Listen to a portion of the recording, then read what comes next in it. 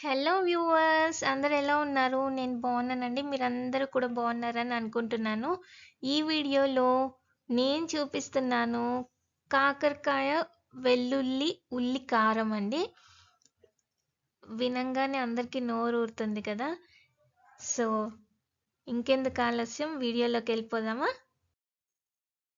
నేను కేజీ కాకరకాయలు తీసుకున్నానండి. చూడండి ఎంత ఫ్రెష్గా ఉన్నాయో, ఈరోజే కోసినలాగా ఉన్నాయి కదా. మార్కెట్లో తెచ్చానండి. కాకరకాయని కరేలా, బిట్టర్ గాడ్ అని కూడా అంటారు కదా. దీనివల్ల చాలా బెనిఫిట్స్ ఉన్నాయండి మనకి. ఇది తింటే చాలామంది చెప్తూ ఉంటారు షుగర్ ఉన్న వాళ్ళకి తింటే మంచిదని. షుగర్ ఉన్న వాళ్ళకి చాలా మంచిదండి ఈ కాకరకాయ రసం తాగితే. కాకరకాయ కూర చేసుకొని తింటే కూడా మంచిది. కాకరకాయ షుగర్ లెవెల్స్ని బ్యాలెన్స్ చేస్తుంది, రెగ్యులేట్ చేస్తుంది అనమాట. హై లో అవ్వకుండా బ్యాలెన్స్డ్గా ఉంచుతుంది. సో ఇలా గీరుకోవాలండి కాకరకాయ. పైన జస్ట్ ఒక లేయర్ తీస్తే సరిపోతుంది, ఎక్కువ గీరకూడదు. సో ఇలా గీరేసుకోవాలండి అన్నీ, పైన పైన మొత్తం తీయకుండా.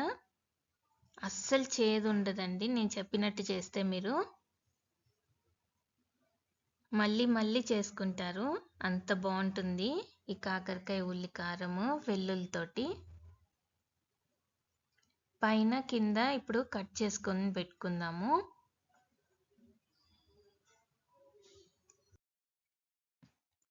సో ఇలా అటు ఇటు తొడియాలు కట్ చేసేసుకున్నాక ఇలా చిన్న చిన్న పీసెస్ కట్ చేసుకొని మధ్యలో కట్ అనేది పెట్టుకోవాలి చీలికలాగా. గింజలు ఏమైనా ముదిరిపోయినట్టుగా అనిపిస్తే మధ్యలోది తీసేసేయచ్చండి. కానీ ఇవి లేతగా ఉన్నాయి కాబట్టి నేనేమి తీయడానికి లేదు. చూడండి ఈ సైజులో పీసెస్ చేసుకొని ఇలా చీలిక పెట్టుకుంటే సరిపోతుంది. కాకరకాయ వల్ల మనకు చాలా బెనిఫిట్స్ ఉన్నాయని చెప్పాను కదా. సో దీనిలో ఫైబర్ కంటెంట్ కూడా ఎక్కువగా ఉంటుందండి. ఆ ఫైబర్ కంటెంట్ వల్ల మనకి డైజెషన్ అనేది బాగుంటుంది, స్టమక్ ప్రాబ్లమ్స్ కూడా తగ్గుతాయి, స్టమక్ ఇన్ఫెక్షన్ అలాంటివి తగ్గుతాయి కాకరకాయ వల్ల. వెయిట్ కూడా కంట్రోల్ చేసుకోవచ్చండి ఈ జ్యూస్ తాగితే. చూసారా, ఇలా చీలిక పెట్టేసుకుంటే సరిపోతుంది. ఈ సైజులో అన్నీ ఇలా కట్ చేసి పెట్టుకోవాలి. ఇప్పుడు మనము సాల్ట్, కల్లుప్పు కానీ ఉప్పు కానీ నార్మల్ సాల్ట్ కానీ వేసుకొని ఇలా ఎగిరేసామంటే ముక్కలకన్నిటికీ పడుతుంది ఉప్పు అనేది. దానివల్ల చేదు అనేది పోతుంది. ఎక్కువసేపు కూడా నానబెట్టకూడదండి, చేదు మళ్ళీ ఎక్కువ అయిపోతుంది. ఒక 15 minutes to 20 minutes నానపెడితే సరిపోతుంది. మిగిలింది చెట్టులకి వేసుకోవచ్చండి. ఇది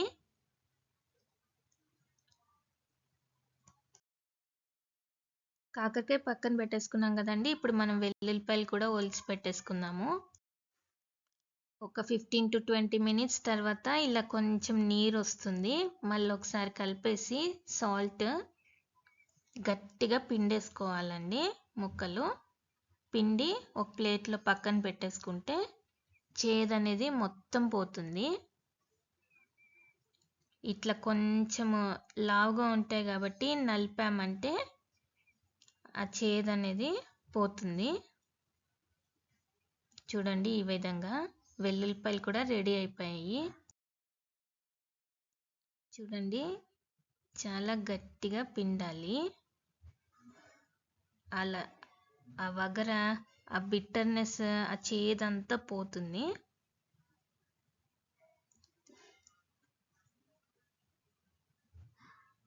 అలా పిండేసుకోవాలి.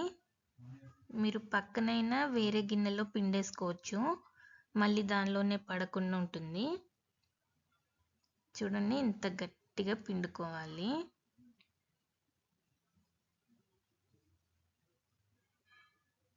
పిండినవన్నీ ఒక ప్లేట్లోకి పక్కన తీసుకోండి. చూసారా ఈ విధంగా.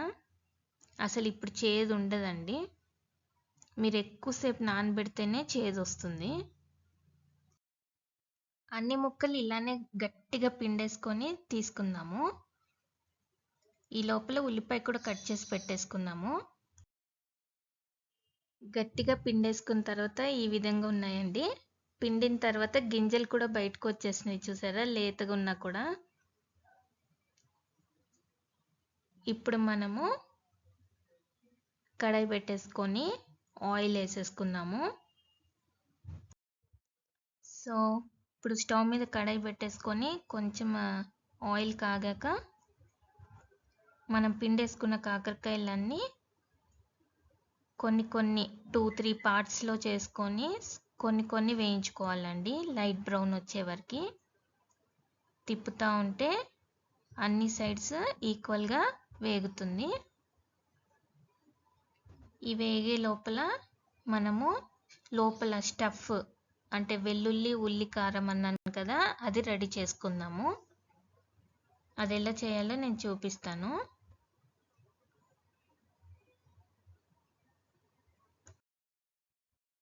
ఇప్పుడు మనము కాకరకాయలో ఉల్లి ప్లస్ వెల్లుల్లి కారం అన్నాను కదా, వెల్లుల్లి ప్లస్ ఉల్లి కారము అది రెడీ చేసుకోవడానికి ఒక మిక్సీ జార్లో పసుపు, కారం, ఉప్పు తగినంత తీసుకొని జీలకర్ర కొంచెం యాడ్ చేసుకోండి, ఒక స్పూన్. ఈ స్టఫ్ వల్లే టేస్ట్ అనేది వస్తుంది మన కాకరకాయకి. జీలకర్ర కూడా యాడ్ చేసుకున్నాక ఒకసారి మిక్సీకి తిప్పుకుందాము. చూసారా ఇలా పౌడర్ ఫస్ట్ అన్నీ కలుస్తాయని ఫస్ట్ అది పౌడర్ వేసి పెట్టుకోవాలని చెప్పాను. ఇప్పుడు మనము వెల్లుల్లిపాయి ప్లస్ ఉల్లిపాయ కట్ చేసుకున్న పీసెస్ వేసుకోవాలి. అంతేనండి. మళ్ళీ ఒకసారి తిప్పుకున్నామంటే మన పేస్ట్ రెడీ అయిపోతుంది. ఫుల్ పేస్ట్ లాగా కాకుండా కొంచెం ఉల్లిపాయ పీసెస్ ఉండేలాగా గ్రైండ్ చేసుకోవాలి.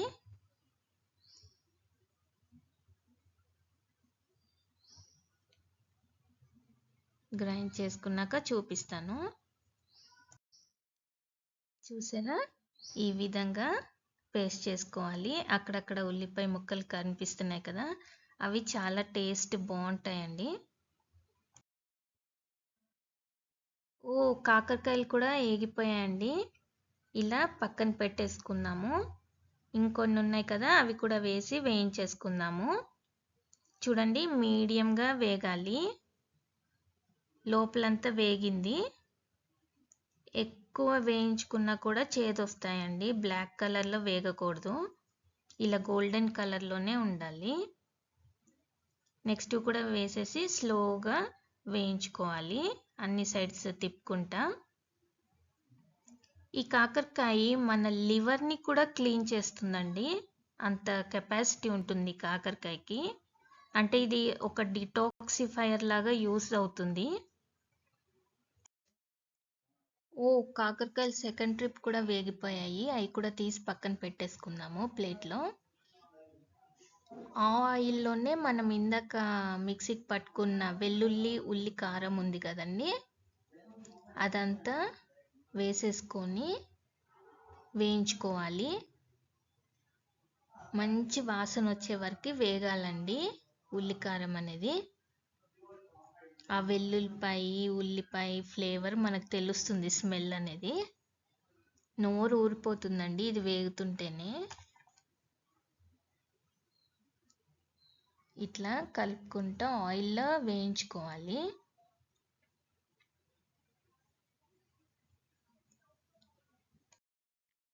ఇలా వేగాక ఆయిల్ కొంచెం తేలుతున్నట్టుంది కదా, ఇప్పుడు మనం కాకరకాయ ముక్కలు యాడ్ చేసేసుకొని కలిపేసుకోవచ్చు. నేను పేస్ట్ ఎక్కువ చేసుకుంటానండి, నాకు చాలా ఇష్టము. సో ఇప్పుడు కాకరకాయ ముక్కలు మనం వేయించుకున్నవన్నీ యాడ్ చేసేసుకొని మిక్స్ చేసేయాలి. అన్నీ యాడ్ చేసేసుకొని తిప్పేసామంటే ఒక 5 మినిట్స్ ఉంచాలండి సిమ్లో. ముక్కకంతా పడుతుంది ఉల్లికారం అనేది. చూసారా ఈ విధంగా మనం ఇంకా స్టఫింగ్ అట్లా ఏం చేయనవసరం లేదు, ఆటోమేటిక్గా లోపలికి వెళ్ళిపోతుంది మెత్తబడి. చూడండి ఎంత బాగుందో స్మెల్ అయితే. వేడివేడి అన్నం కూడా రెడీ అయిపోయింది నాకు. ఎప్పుడెప్పుడు తినేయాలా అని చూస్తున్నాను. స్మెల్ కూడా అదిరిపోయిందండి. టేస్ట్ స్పైసీగా వచ్చింది కొంచెము. చూడండి, వీక్లీ ట్వైస్ ఇలా చేసుకొని తిన్నారంటే మీ షుగర్ లెవెల్స్ కూడా నార్మల్కి వస్తాయి. వేడి వేడి అన్నంలో ఈ కాకరకాయ, వెల్లుల్లి, ఉల్లికారం వేసుకొని తింటే అద్దిరిపోతుందండి. మీరు కూడా చేస్తారని అనుకుంటున్నాను. మీకు కనుక ఈ వీడియో నచ్చినట్లయితే లైక్ చేయండి, మీ ఫ్రెండ్స్తో కూడా షేర్ చేసుకోండి, సబ్స్క్రైబ్ చేసుకోవడం మర్చిపోవద్దు. ఇలాంటి వీడియోలు ఎన్నో పెట్టబోతున్నాను. సో థ్యాంక్ యూ అండి అందరికీ.